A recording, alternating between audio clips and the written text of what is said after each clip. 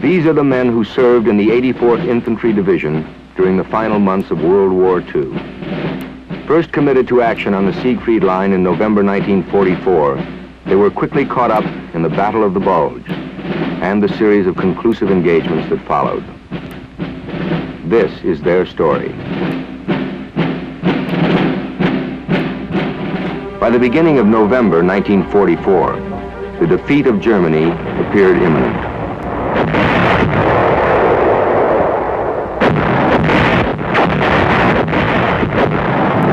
To the east, Russian armies had pushed their way through Poland and the Balkans. To the south, Anglo-American forces were moving relentlessly up the Italian peninsula.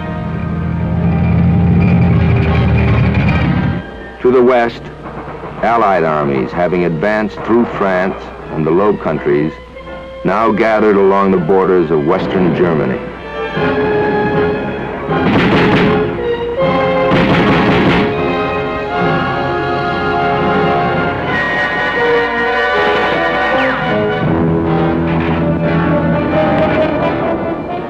Altogether, we were on the Siegfried Line for about 3 weeks, and my memories of that are pretty much blurred. It was mostly mud and cabbages, and every now and then we did have a slight move forward, but for the most part we were just in the foxholes, usually filled with water.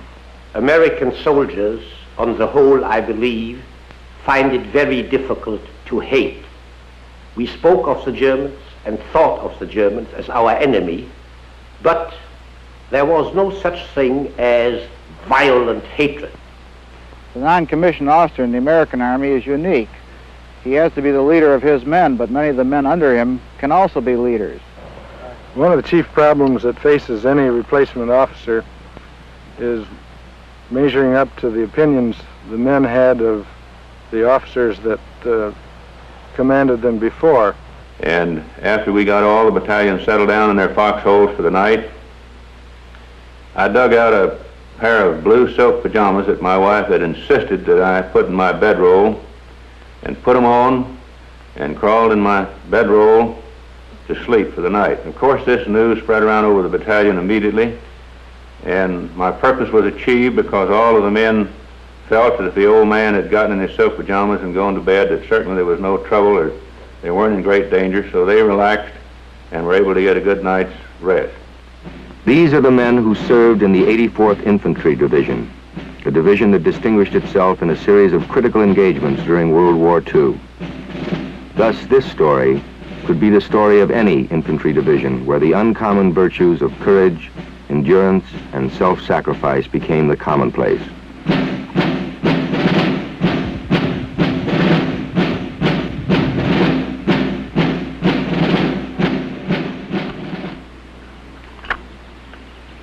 Good old M1 rifle, semi-automatic, breech-loaded. Seems a lot heavier than it did 20 years ago. My name is John Shaw. I was with the 84th Infantry Division as a buck private during World War II. I was one of these ASTP boys, 3,000 of us shipped down to the 84th Division in April before we went overseas in 1944. And we were trained hard and sent overseas in September, and were in England for a while, and then we caught the Red Ball Express. And then before we knew it, we were right on the edge of the line, ready to go into combat. And we were all of us kind of wondering what things were going to be like. We could see the shells going off, we could hear them, and we were all sort of nervous, but I don't think anyone was really fully conscious and aware of what was going to happen. The men of the 84th Division had managed to penetrate the enemy lines a few hundred yards east of the Dutch frontier. But the Siegfried Line barred the way to further advance. This fortified zone of tank traps, gun emplacements, and pillboxes had become a shield behind which weary German troops now assembled.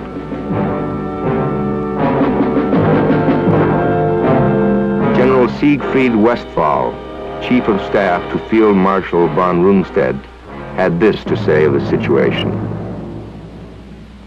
It was essential for the German High Command in the West to gain time in order to re-equip the West fortifications, called Siegfried Line, for defense purposes. We had to make every effort, therefore, to see to it that our troops could maintain this position as long as possible. Westlich dieser Siegfriedlinie, also noch in Belgien und Luxemburg behaupten konnten. The West fortifications had no weapons. The wire entanglements had been dismantled, and even some of the keys to unlock the rusty dugouts were missing. The defensive value of these constructions was so minimal that the soldiers preferred to live in a trench under the open sky rather than have the concrete ceiling collapse over their heads. We reported this to Hitler, who flew into a rage and retorted, "The whole world trembles in fear of this phenomenal achievement of German technology."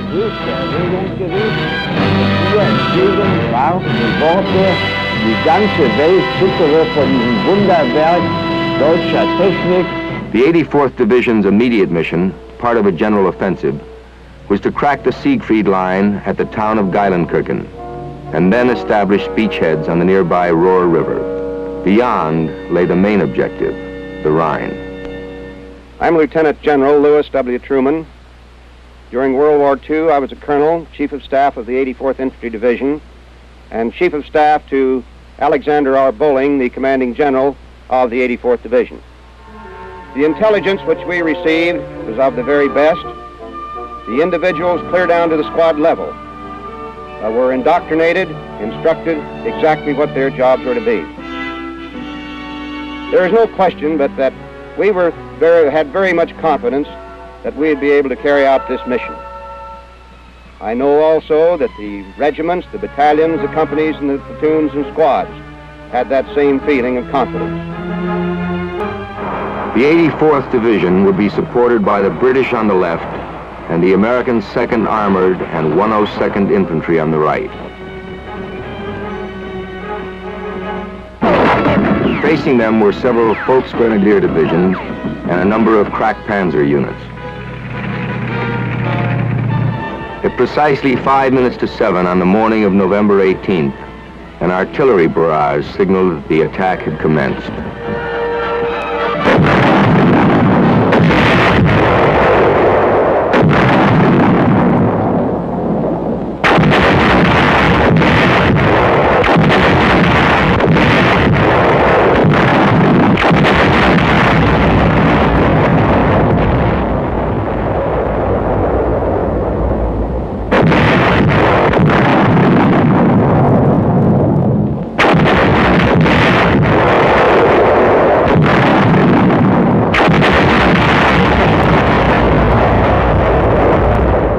Geilenkirchen was about 3 miles away from where we were, and so happened that our regiment was leading the attack, and happened to be in the 1st platoon of the 1st company, and I happened to be in the 1st squad of the 1st platoon, and so happened that I was the 1st scout.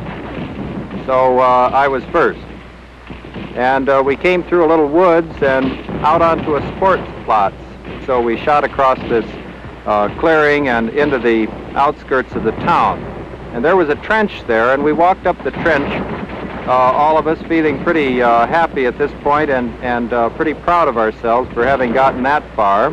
And it seemed to me the whole company was strung out into one big line. And all of a sudden, a German in a window 3 blocks away opened up on our column in this trench with a machine gun. And of course, we all hit the dirt. And we just waited there for somebody to do something. Finally, a British tank lumbered up the street off to our side and fired 2 shells right into that window. And that was the end of that.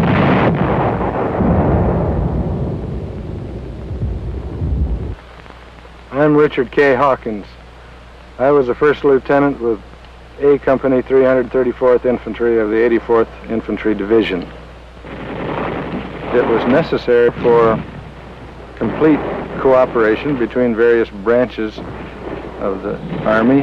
And since it was necessary for the infantrymen to attack on foot, seize the ground and hold it, it was also necessary for artillery to neutralize these positions before the infantrymen jumped off. It was a wonderful show of cooperation between these different branches.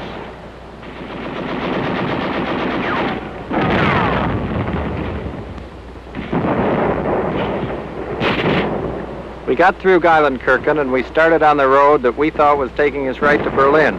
We felt great and we were pretty excited about being in the war. And after we'd gone about 500 yards up the road, the 88 started coming in. Like fools, we ran into a little woods, and all of us tried our best to dig into the ground. We used our hands that just tried to claw the dirt, trying to dig in. In the meantime, these shells were coming into the trees and bursting all around us, and our friends were being hit and were screaming for medics. This lasted, it seemed, for about half an hour. I suppose it lasted about 5 minutes.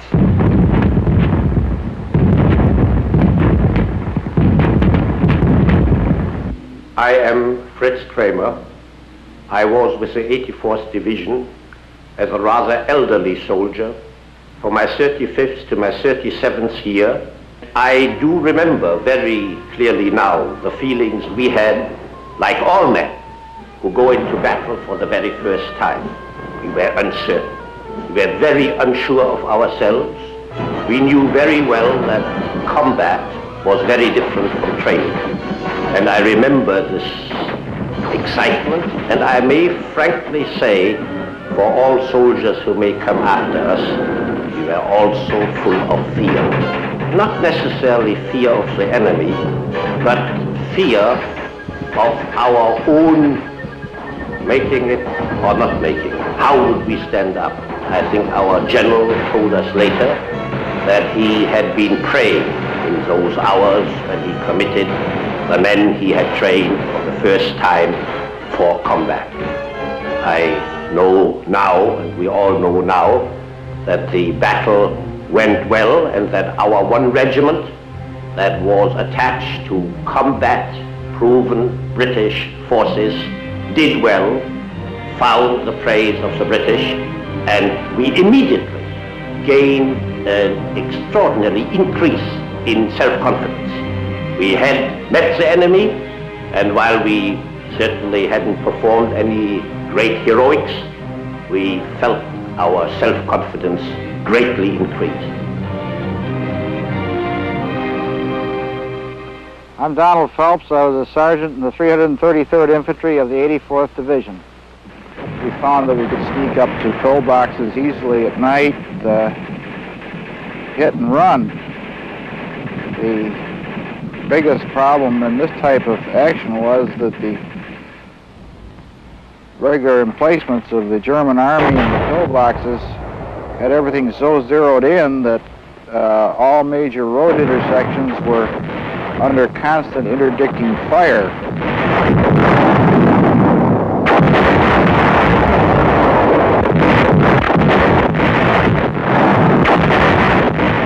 By the 21st of November, the Siegfried Line had been dented. The objectives in and around Geilenkirchen had been taken. The 84th now headed for the Rohr River, a few miles distant. General Bolling picked the village of Lenneck as the ideal location for the planned river crossing.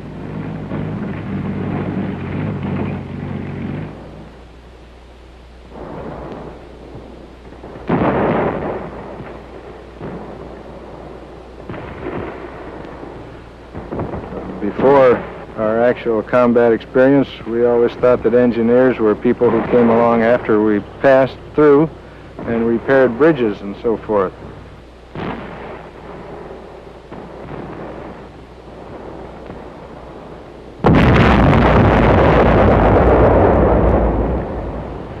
We actually had engineer squads with each rifle platoon whose function was to place explosive charges in pillbox and braziers, and this helped a great deal in overcoming this resistance. In the murderous frontal attack that followed, several discoveries were made.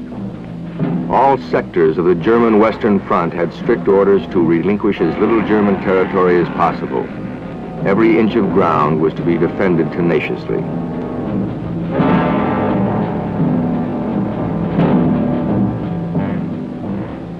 The uncertainty concerning the Allied situation posed an especially conspicuous problem.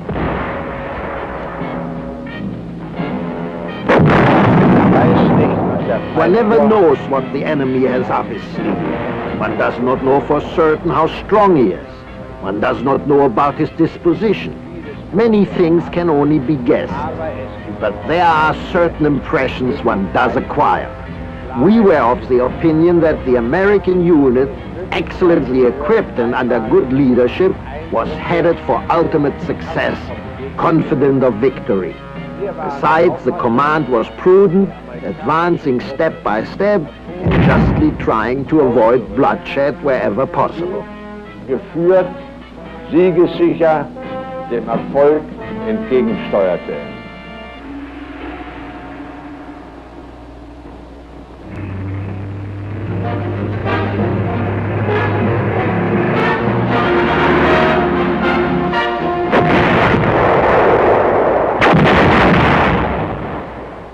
By the end of November, the German defenses west of the Ruhr had been either captured or neutralized by men of the 84th Division. On December 2nd, the coveted prize of Lenneck fell to the neighboring 102nd Division.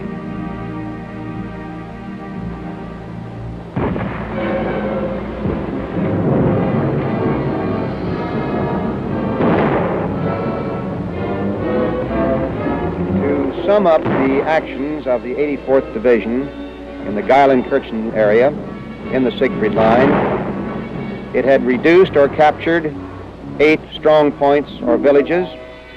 It had captured or destroyed over 112 bunkers. It had captured 28 officers and over 1,500 enlisted men. It had engaged 15 different kinds of German units, to include SS troops and panzer units.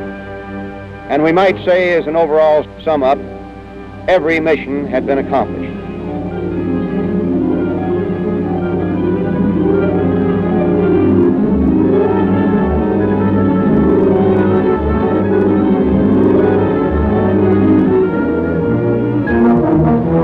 While the Allies made preparations for the crossing of the Ruhr, a major offensive was about to be launched by the combined German forces. The offensive, codenamed Watch on the Rhine, would be more generally known as the Battle of the Bulge. It was Hitler's last opportunity to achieve the initiative on the Western Front, and at least 28 divisions would be engaged in this desperate gamble.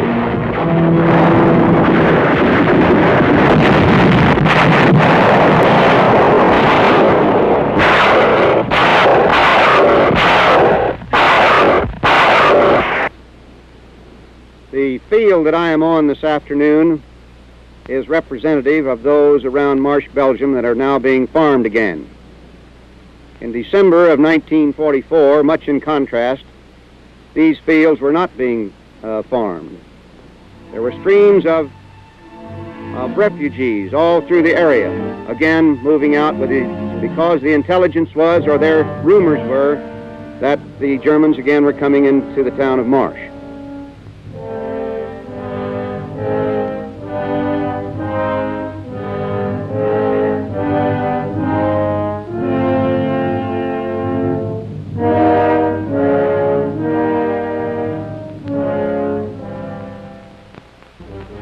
About 9 o'clock on the morning of the 20th of December, General Bolling, along with a couple of staff officers, an aide, and 4 MPs, went to Verviers, Belgium, where the First Army headquarters was.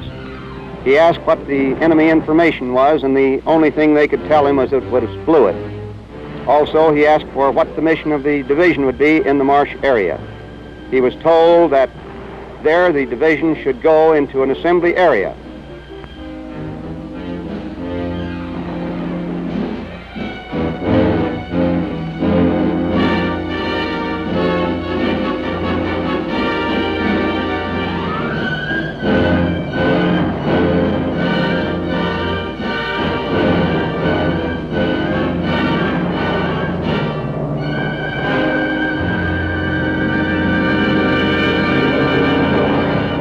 As the front bulged further westward, the principal road centers of La Ruche and Saint-Vie, Belgium, fell to the Germans.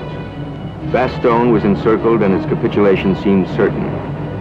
Unless the town of Marche, Belgium, remained in Allied hands, it seemed probable that the Germans could take the River Meuse and sweep on to Paris. The 84th Division was ordered to withdraw from its positions on the Rohr and take up a defensive line along the Marche-Houghton Road. It was at this time that we got sudden orders to move. We were loaded into Army trucks and we started moving back. We heard all kinds of rumors. We heard the Germans had broken through. We heard there was a big offensive. Everything was confused, but all we knew, we were on the road and moving again. Of course, it had only been a month before that we'd moved up by truck, so we were kind of used to it. But this was a night move, in the dark, around the back corners, and orders were changed constantly. We never knew from one minute to the next what was going on. On our way back, we ran into trailers bringing up assault boats to cross rivers with. They apparently were for us, but we weren't going to be there to be with them. We finally found that at the end of this truck route, which was very circuitous, we ended up in the town of Marche in Belgium. And although our orders were a little unclear, we were told to hold the town at all costs. We had our first snow at this point, and digging foxholes in icy ground was a little difficult. But we kept always on the move. And our company seemed to be ending up as Division Reserve. So we were sent here and there on little jobs and filling up the gaps and trying to get the situation under control. We spent our first night in Belgium billeted in a huge stone barn with hay and big fat cows and horses chomping around us, and we were excited to be where once again there was some life. We went down the road and had a nice chicken dinner with some eggs and milk, food that we hadn't had, it seemed like weeks and weeks. And there seemed to be no nervousness about Germans until later on that night when we spotted way across the valley a column of tanks going up the road, and somebody pointed out that those were German tanks, and we had been told we were miles and miles behind the front. And that's when we realized that there was a good deal of confusion in the general picture in Belgium. Well, after that, we went by truck to a little town called Wanlan and met a very lovely Belgian woman in a French or a Belgian chateau who had two daughters, and she was just getting them into the car to drive them to Brussels. She said they had an appointment with the oculist, and it was only later that we realized she was fleeing as fast as she could, and she knew that the situation was very bad. And later on that night, we had our first encounter with some German tanks which came along and fired at us, and we fired back, and they went on back the road that they'd come from, but we realized we were in what they call a fluid situation with nobody quite certain where the front lines were, least of all us. I'm Major General Bill Sutton, and I was a battalion commander in General Bolling's 84th Rail Splitter Division during World War II. I arrived at the rear CP of the 84th Division in Holland on the 20th of December 1944 and moved down with the division to Marche, Belgium on the 22nd of December. To say that the situation was fluid is putting it lightly. In Marche, Belgium, every other house was occupied by Germans, and there was firing up and down the streets.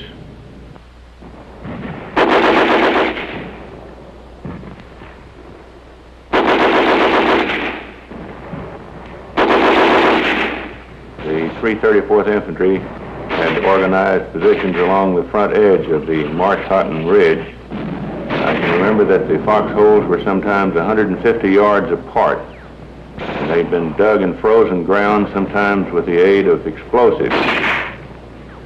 The position was considerably overextended, and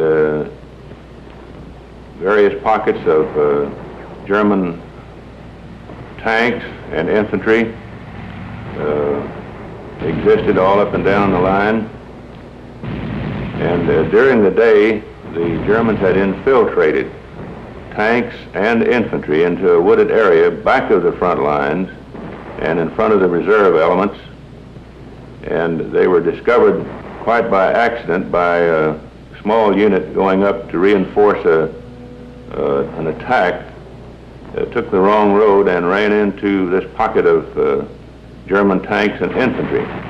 And they backed off and reported this.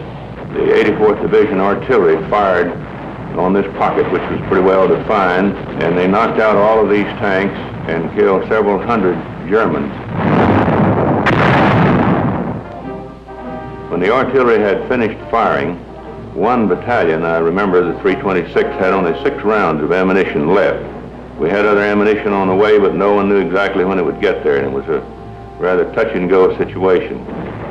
There are many things imprinted on my mind that will make me always remember the kind of stuff our American soldiers were made of. One incident in particular occurred in the Ardennes during the Battle of the Bulge. We were advancing toward Bâle, Belgium, and a mortar shell came in and wounded several men right close around me. There was one man that was almost in arm's reach of me, and I could see that he was hit badly with the back of his head practically blown off, and he was in a state of shock. I tried to comfort the man, prop his head up until the medics could reach him, and all this time, and I shall never forget this man was trying to apologize for me for being hit, and sorry, almost crying because he would not get to carry on with the battalion and continue the fight. The Marsch-Houghton line, situated as it was at the extreme tip of the bulge, received the full weight of the German attack. Chance had placed the fate of this offensive in the hands of an American infantry division. For the men of the 84th, there was no question as to what I found the safest place to be in any attack was in the assault wave, because we were upon the enemy before he knew we were coming. We escaped much of his small arms fire, and in addition, we didn't get the retaliation from his artillery that the waves following us got. And in this town, as we did on all of our objectives, each company commander and separate platoon that was ordered to take a certain position followed the practice of writing a message on an egg, on a fresh egg, that they had taken their objective and what time, and sent this by messenger to the battalion sergeant major at battalion headquarters. And this is where we got our fresh eggs as we crossed Germany. As we were leaving for the attack that night, the first sergeant said, "Take it easy and don't get hurt." I said, "Sure, I won't," but I knew right then that I was going to get it, and a half an hour later I did. We had been fighting then for 10 weeks, and we brought back a spirit of feeling of confidence, not only in the staff, but also in the regiments, battalions, and even companies, which really put us in good stead for the future. December 1944. In a last effort to regain the military initiative, Hitler had ordered a major counteroffensive in the Ardennes.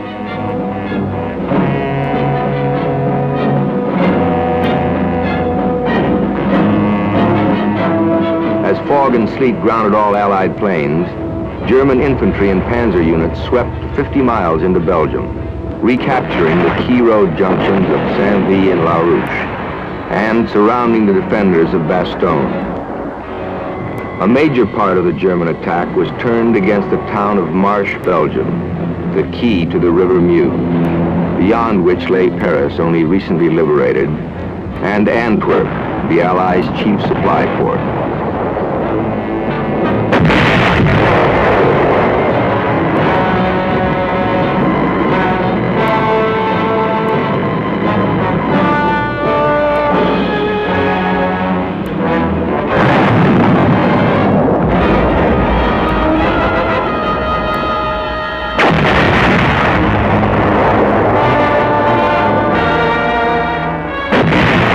The 84th Infantry Division had hurriedly left the Siegfried Line and had taken up defensive positions along the Marsch-Houghton Road.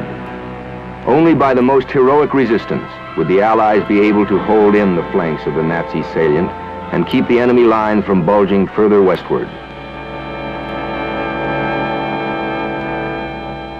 I'm Richard K. Hawkins. I was a first lieutenant with A Company 334th Infantry of the 84th Infantry Division. We were spread over an extremely wide frontage. Our rifle company actually covered close to a mile in width, with foxholes of 2 men each, roughly about 100 yards apart. This is perhaps 4 to 5 times the usual amount of frontage that a rifle company will cover in a defensive situation. There were several times when our forces were attacked by great numbers of tanks. In one instance, near the village of Verdun, approximately 200 enemy infantry and 9 Tiger tanks attacked us and actually overran our position. This was one of the few times in which it became necessary for me to call down artillery fire on our own position.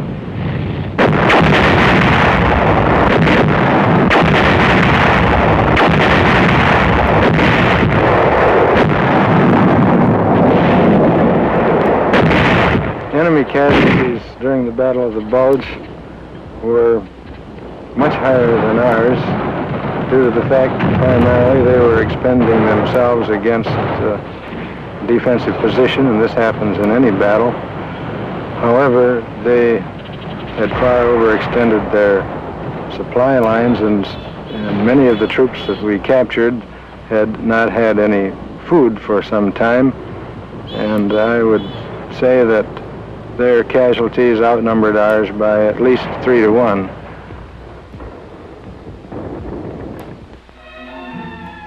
This stately chateau, situated at the edge of the village of Verdun, is the property of a Polish baron. During the December fighting, it became a house of horrors, as it was methodically disfigured by some of the bitterest hand-to-hand fighting of the war. A member of the family recalls. My name is Elizabeth de Radziski, and I spent many days in the castle at Verdun. We witnessed the whole battle, and I was with my father and a few people from the village, and some friends who had come here to find shelter.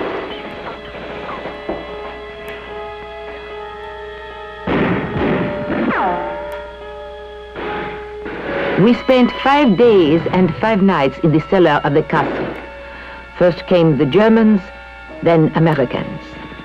Generally, we could not tell who was in the castle, although we did notice that the Americans wore rubber soles.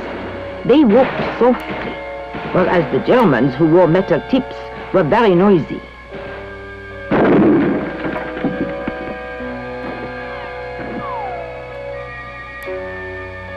Our food consisted of bread, some butter, and ham. The real problem was to get water. We had to walk through corridors where Germans and Americans were often fighting in order to reach the faucet where we could get the water. Sometimes we would meet Americans, sometimes Germans.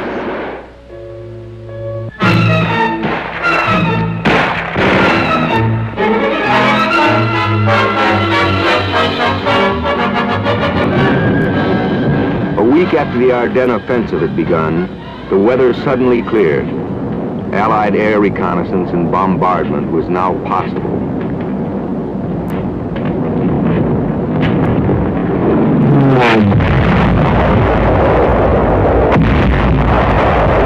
Although Allied air superiority was complete, the ground fighting remained intense throughout the Bulge.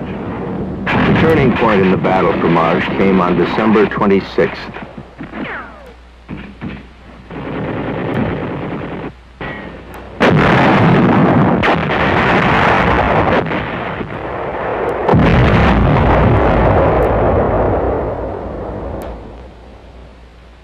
I'm Donald Phelps. I was a sergeant in the 333rd Infantry of the 84th Division. I was leading the company column on the left-hand side of the road, and the company commander was leading on the right-hand side. As we broke over the top of the hill, it became apparent that there were some armored vehicles ahead of us. I knew that we needed something to really go after vehicles of this type with, and that the bazooka, which was being carried by another man farther back in the first platoon, did not come up as fast as I'd like. I found the bazooka back in the platoon behind me, but found the ammunition was across the road. I loaded once, got up real close, and fired.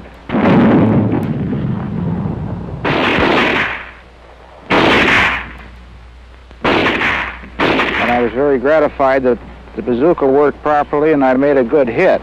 I'd never fired one before. I made 2 or 3 trips back to the ammunition supply and up and fired again. All of a sudden, somebody had spotted that we needed some help in that area, and some of our artillery fired. A piece of the shrapnel flew across my hand and arm, and as it came, I felt it burn, and I heard it bounce off the end of the bazooka. I realized I'd been hit, but it didn't seem too serious. One of the men near me also realized I'd been hit, and he came over to see if he'd give me aid. We succeeded in putting a tourniquet around my arm by using my belt, but then I started back down the road. After we got back to a couple of platoons, action was such that I could stand up and walk down the road, and all I could think of was, "Merry Christmas, boys."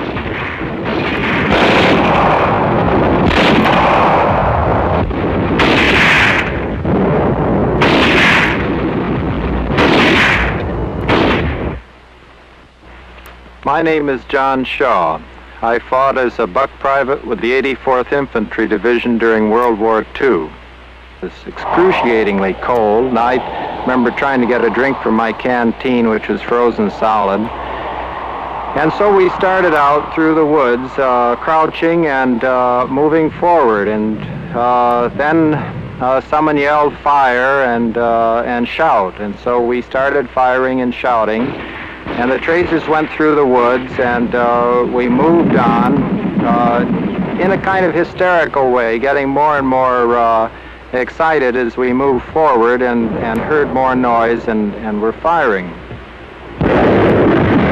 We went perhaps 20 feet or 25 feet, and all of a sudden there was that terrible noise that a person hates to hear, the little pop of a flare. And it was a German flare, and it lit up the whole woods. And there we were, and there they were.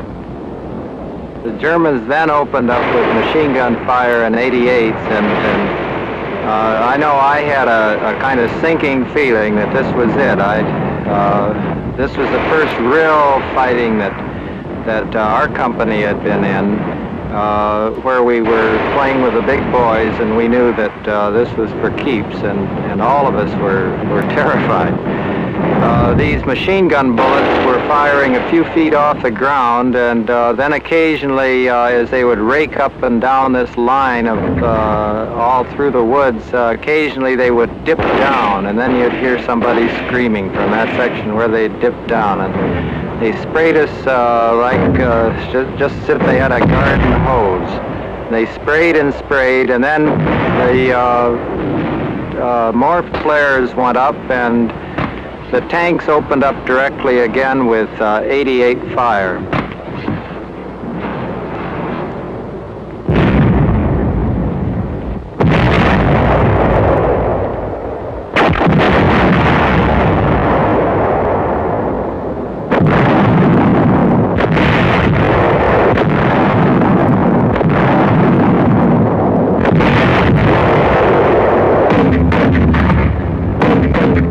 On my left was killed outright, then the man on my right on the other side, who was equally close, was wounded very seriously. His kneecap was blown off, and the cries and shrieks of wounded really went up then. And I turned to the man on my right and put a tourniquet on his leg. My name is Major General Bill Sutton, and I was a battalion commander in the 84th Division in World War II. It was critically important for the 84th Division to hold the Marsh-Houghton Ridge and stop the attack. And only by the determination of the officers and men of the 84th Division and the expert leadership of General Bowling, the division commander, were they able to do this.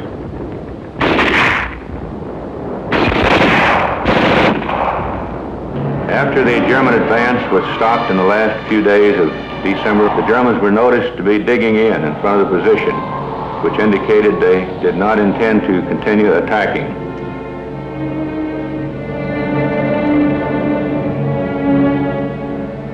The bulge would bulge no further. Hitler had again misjudged the capacity of the American soldier.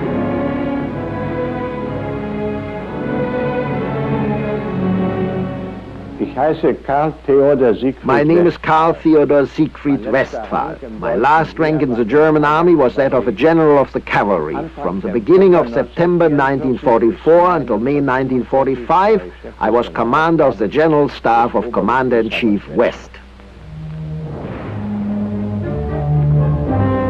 Hitler had a vast and extensive technical military knowledge, but he was a fanatic. Fanatics are known for their disability to keep a cool head and weigh their thoughts carefully.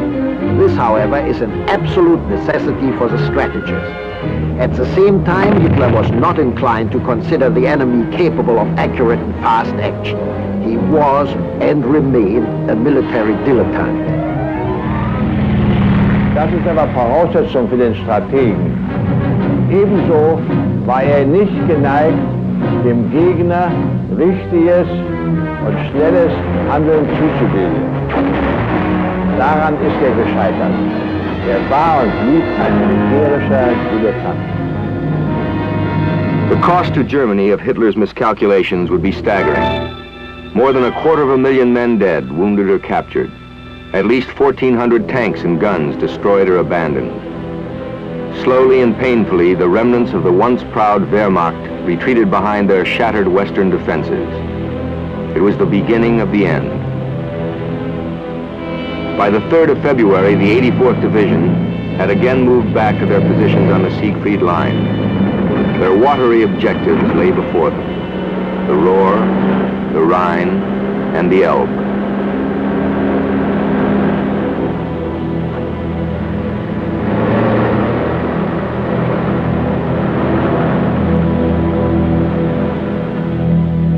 I'm Lieutenant General Lewis W. Truman. During World War II, I was a colonel, Chief of Staff of the 84th Infantry Division, and Chief of Staff for Alexander R. Bowling, who was the commanding general of the 84th Infantry Division. The Ruhr River crossing was one of the most thoroughly rehearsed river crossings of any unit in the European theater. The original crossing date was to be 10 February, but it was postponed because the Germans had flooded the area. So we then had about 2 more weeks in which to work out all the details very thoroughly and to rehearse all the units for the overall operation.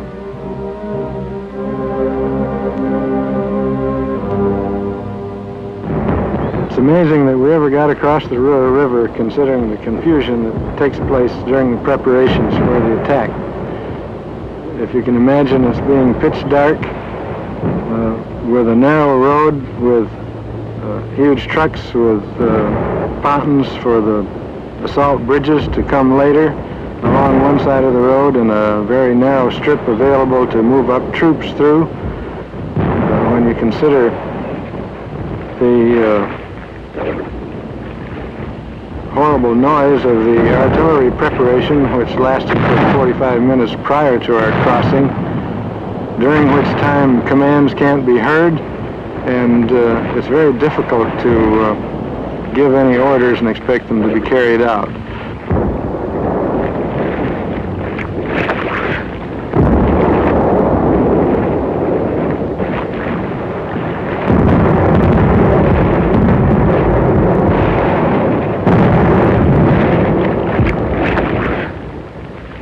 Germans had constructed a rather wide band of wire, barbed wire, on the far side of the Roar River and studded it with S-mines, which bounced up in the air when triggered off about 6 feet and exploded there, making it impossible for anybody to avoid the fragments. This minefield and barbed wire on the far side of the river made the Roar River one of the biggest little rivers in the world as far as I was concerned.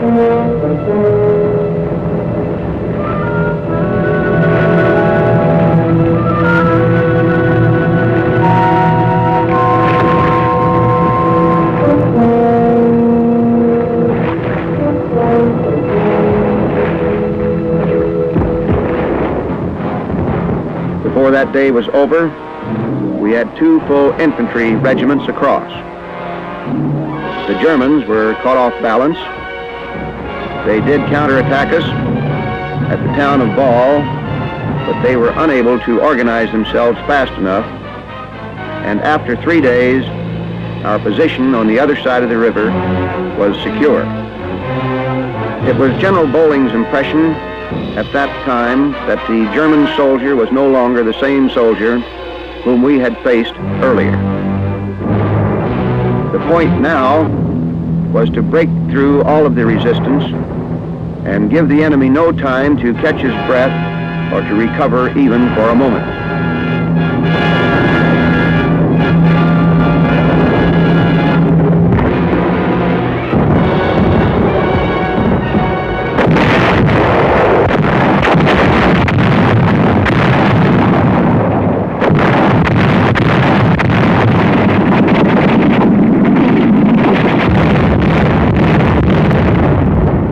The final phase of the war began for us on April the 1st when we crossed the Rhine.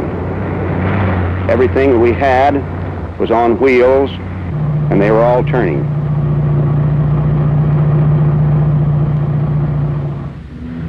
We rolled across the northern part of Germany on autobahns for the most part, at great speeds and long convoys.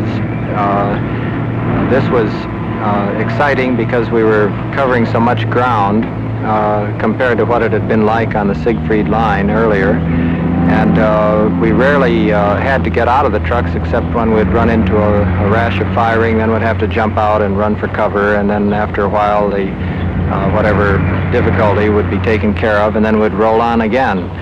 If combat can be described as fun, this was, because the weather was fine and we were rolling and we were going through a part of Germany which had not been much shot up, and we saw civilians for the first time, German civilians, and we were able to shout at Troy lines and do all the things soldiers like to do. Allied morale was high, for each man of the 84th knew that the war was near its end. During the more and more frequent lulls in fighting, there was time for a little relaxing, time even for the humorous anecdote. Army rations were pretty good, but one day after too many servings of corned beef, we spotted a half-starved German chicken.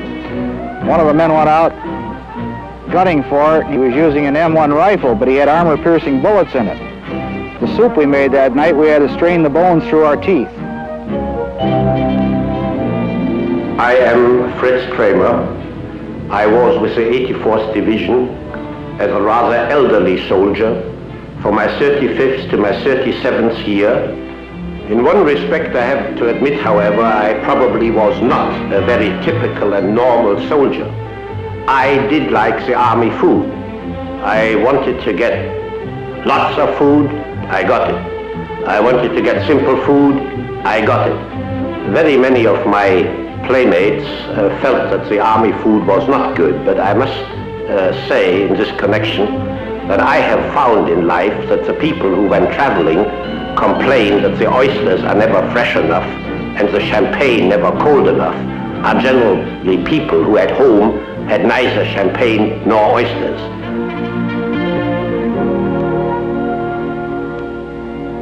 There was one fellow that we had who was really sharp at gathering eggs. He knew where they all were. And he gathered a big armful of them one morning. It was very early, about 5 o'clock, and he was just coming around the corner of a building, and a German officer came around the other way. And they stared at each other for a second, and then he took the eggs that he had in one hand, and he threw them all, about 5 or 6 of them, right at the German officer. And the German then ran around the building the other side. And later on, the German said to us in impeccable English, he said, "You know, you fellows are lousy soldiers." He said, "I've been trying to surrender all night long." And he said, "Now finally you throw eggs at me." And here he said, "I've been trying to surrender."